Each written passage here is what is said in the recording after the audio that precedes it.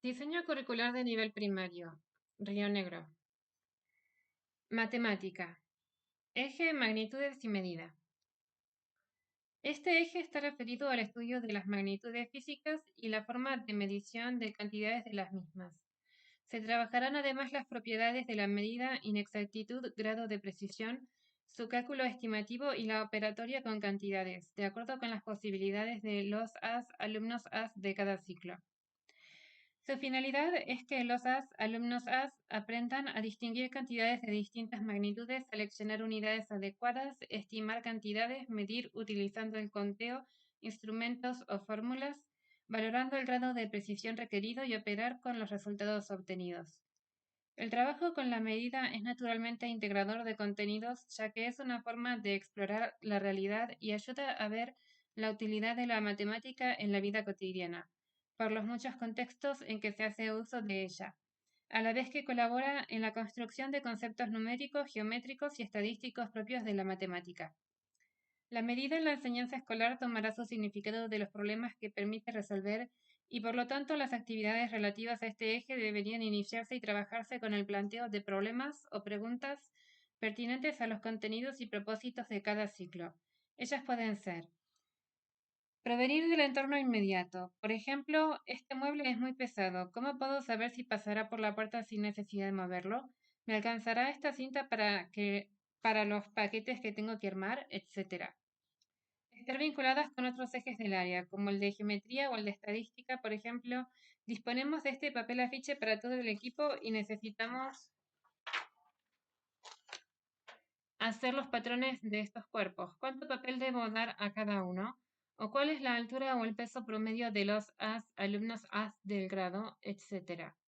O estar vinculadas con contenidos de otras áreas, tales como las ciencias naturales, la geografía o la tecnología. ¿Cómo se pueden medir las fuerzas? ¿Cómo se averigua la distancia Tierra-Sol? ¿Cómo se puede construir un termómetro?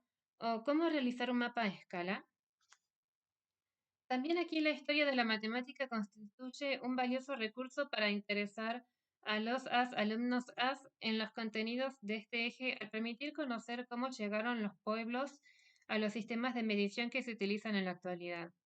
Los atributos medibles de los objetos físicos son variados: longitud, capacidad, masa, peso, superficie, abertura de ángulo, etc.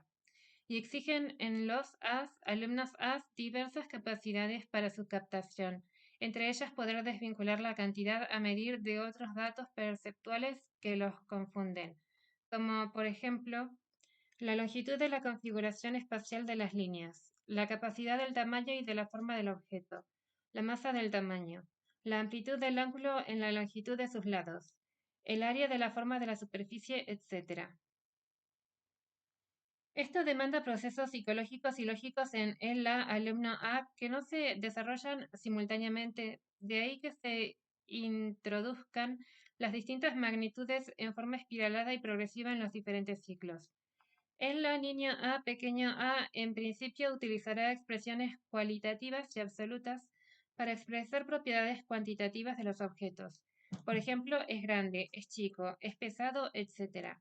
La docente de primer ciclo deberá trabajar la relatividad y subjetividad de esas apreciaciones. Lo que es alto para un niño A puede no serlo para otro de más altura. El tiempo corto de juego puede ser igual que el largo de estudio, etc., llevando al alumno a objetivar sus respuestas comparando objetos y relativizando sus afirmaciones usando expresiones tales como: es tan largo como, es más liviana que, cabe más que en, ocupa menos espacio que, etc.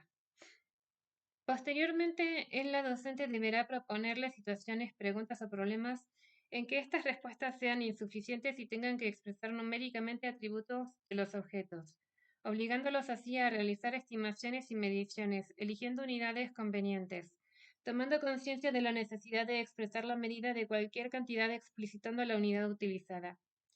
La magnitud de captación más temprana es la longitud, pero el proceso de su construcción es similar al que usará para medir otros atributos. Sus pasos son: identificar el atributo a medir, elegir una unidad adecuada a la medición de ese atributo, no convencional o convencional. Comparar la cantidad a medir con esa unidad. Expresar la medida, es decir, el número de veces que dicha unidad está contenida en esa cantidad. La necesidad de medir plantea el uso de estrategias, unidades e instrumentos que dependen de la naturaleza de las cantidades a medir y que en principio pueden ser arbitrariamente elegidos por los alumnos AS. La discusión sobre la pertinencia de los mismos y los inconvenientes en su uso los irá conduciendo a la búsqueda progresiva de unidades e instrumentos más eficaces hasta llegar a los de uso convencional. El conocimiento informal de los niños traen a la escuela acerca de este tipo de unidades, metro, kilogramo, hora, etc., deberá ser aprovechado para mostrar las ventajas de los códigos socialmente establecidos. Este proceso de búsqueda de estrategias y unidades de medición ha de ser reiterado en relación con las distintas magnitudes, ya que cada una de ellas presenta dificultades específicas de aprendizaje. La medida de cantidades continuas en la mayoría de los casos no será entera y presentará la necesidad de expresar cantidades menores que la unidad considerada, dando lugar a la aparición de fracciones de la misma, un medio metro, un cuarto kilogramo, etc., en el primer ciclo o de unidades menores de medida, centímetro, gramo, centilitro, etc., con lo cual surgirá la ventaja del uso de los números decimales para expresar las medidas con distinto grado de precisión, tratamiento que se comenzará en el segundo ciclo. Desde el segundo ciclo es necesario detenerse en la construcción de equivalencias entre unidades de una misma magnitud, estableciendo relaciones de proporcionalidad que las justifiquen antes de la mecanización de técnicas de reducción. Aprender que toda medición de cantidades continuas es inexacta, es decir, admitir que toda medición posee error y cómo acortarlo, ha de ser tarea de segundo y tercer ciclo, dado que la alumno A ya contará con el conocimiento de los números decimales y de las estrategias de aproximación numérica que se detallan en el eje de número. Mediante la estimación resolvemos muchísimos de los problemas cotidianos donde las respuestas numéricas exactas no son necesarias. Por ejemplo, solemos responder estimativamente a preguntas como ¿cuántas personas asistieron al acto? ¿O cuántos metros de tela se necesitan para los cortinados? Con valores que calculamos en base a comparaciones mentales con unidades referentes que tenemos interiorizadas, tales como cierto aprecio del lugar que ocupan 5 o 10 personas sentadas o paradas, lo que nos permite juzgar cuántas han habido en el salón en base al lugar ocupado por todas, o la idea de metro cuadrado para la cantidad de tela necesaria. La estimación de medidas, que no consiste en adivinarlas al azar, ha de ser trabajada desde el primer ciclo, procurando que la alumna A compruebe siempre que sea posible lo razonable de sus apreciaciones, a efectos de ir mejorando esta capacidad que se pretende llegue a usar en forma habitual para obtener información con rapidez cuando ésta sea poco accesible por otros medios o para evaluar resultados. Ligadas al desarrollo de los procedimientos de medir están las experiencias de construcción y uso de los instrumentos no convencionales y convencionales de medición, reglas, balanzas, relojes, transportadores, cuentakilómetros, etc. Es necesario que los alumnos vayan adquiriendo el uso correcto de los mismos y para ello deben comprender cómo funcionan y con qué grado de precisión lo hacen. Así, el alumno A estará en condiciones de seleccionar el instrumento adecuado en base a la cantidad a medir y al grado de exactitud requerido por la situación planteada.